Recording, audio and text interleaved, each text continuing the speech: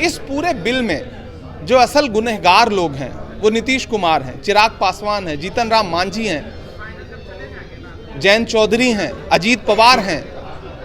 और इन सबको ये समझना चाहिए कि चिराग सबके बुझेंगे, हवा किसी की नहीं। इन सब ने झोलियां भर भर के मुसलमानों के वोट लिए और आज जब मुसलमानों के खिलाफ कोई बिल आया तो ये मुसलमानों को जाके समझाने का प्रयास कर रहे थे मोदी जी के दूत बन के।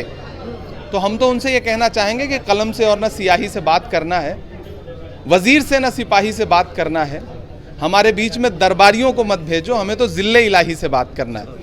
पटना के ऐतिहासिक गांधी मैदान में आज ऐतिहासिक रैली हुई। वक्फ कानून के खिलाफ में 5 लाख से अधिक मुसलमान पटना के गांधी मैदान में आज इकट्ठे हुए थे। इसमें कांग्रेस के सांसद, राज्यसभा सांसद इमरान प्रताप गढ़ी भी पहुंचे थे। उनसे जब हमने बात की तो उन्होंने कहा कि इस कानून को पास कराने में जितने गुनाहगार मोदी हैं उनसे अधिक गुनाहगार चंद्रबाबू नायडू, नीतीश कुमार, चिराग पासवान और मांझी हैं और इनसे हिसाब जनता लेगी। ये कानून जो ज़बरदस्ती थोपा जा रहा है ये जनता एक्सेप्ट नहीं करने वाली है।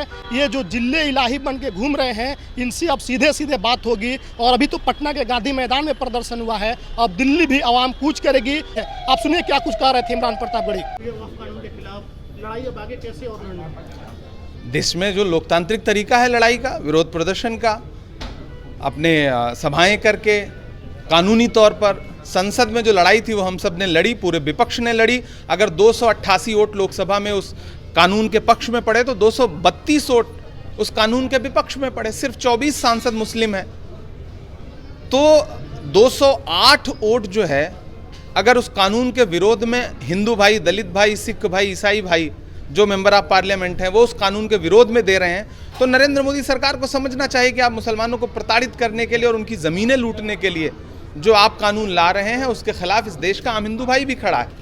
तो जो भी मुस्लिम पर्सनल लॉ बोर्ड हो, इमारत शरिया हो और भी जो तंजीमें हैं जो इस तरह के प्रोग्राम कर रही हैं, हम सारे लोग उसमें बढ़ चढ़ के खड़े हैं। और आज तो पूरी कांग्रेस पार्टी के तमाम वरिष्ठ नेता यहाँ पे मौजूद रहे और पर्दे के पीछे भी पर्दे के आगे भी सबने खुल के मदद की, क्योंकि कांग्रेस पार्टी वो पार्टी है कि राहुल गांधी जी रात के 3 बजे लोकसभा में इस बिल के खिलाफ वोट देने के लिए बैठे हुए थे और रात के 3:30 बजे बीमारी की हालत में सोनिया गांधी जी राज्यसभा में बैठी थी। मैं चश्मदीद गवाह हूं। तो कांग्रेस पार्टी लगातार इस बिल पर जो अक़लियतों के खिलाफ है या इस देश के किसी भी नागरिक के खिलाफ कोई बिल सरकार ला रही है, चाहे वो कृषि कानून हो, चाहे वक्फ का कानून हो, चाहे सीए हो, कांग्रेस पार्टी हमेशा संविधान बचाने के लिए खड़ी मिलेगी। इमारत शरिया ने इस प्रोटेस्ट को कॉल किया था लेकिन नेशनल मीडिया में नैरेटिव चल रहा है कि विपक्षी पार्टियों ने किया है, इस पर आप क्या कहेंगे? अब गोदी मीडिया बेचारी क्या ही करे, उसे तो नरेंद्र मोदी जी के खिलाफ या फिर भाजपा सरकार के खिलाफ अगर कोई भी विरोध प्रदर्शन होगा तो उन्होंने तो किसानों के आंदोलन को भी खालिस्तानी आंदोलन कहा था। धीरे धीरे नेशनल मीडिया अपनी विश्वसनीयता खोता जा रहा है और उसको एक बार अपने गिरेबान में झांक के देखने की जरूरत है। इमारत शरिया ने कहा कि आगे अब हम लोग दिल्ली की तरफ कूच करेंगे, आप लोग उसमें भी साथ देंगे? पूरे देश में विरोध प्रदर्शन हो रहे हैं। अभी रांची था, बहुत बड़ा विरोध प्रदर्शन देश के अलग अलग कोनों में हो रहा है, दिल्ली भी होगा। जब संसद में ये लड़ाई हम लड़ चुके हैं तो सड़क पर यह लड़ाई लड़ी जाएगी, बिल्कुल लड़ी जाएगी।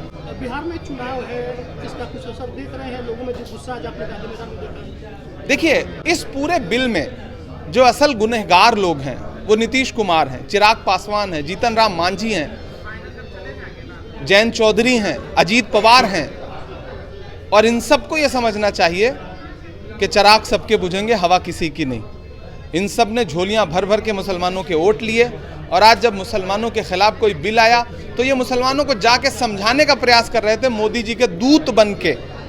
तो हम तो उनसे ये कहना चाहेंगे कि कलम से और न सियाही से बात करना है, वजीर से न सिपाही से बात करना है, हमारे बीच में दरबारियों को मत भेजो, हमें तो जिले इलाही से बात करना है।